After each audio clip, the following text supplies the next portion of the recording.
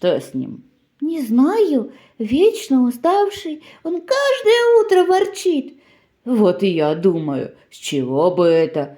Вы сейчас серьезно? Вы двое ужасно громко храпите. Это похоже на сон рядом с двумя работающими газонокосилками. Давай тогда ты будешь спать в отдельной комнате.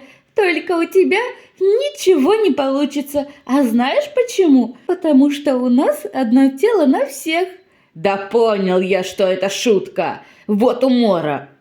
Ну да, храп. Пикси тоже мешает мне спать. Она тоже громко храпит? Не совсем, просто.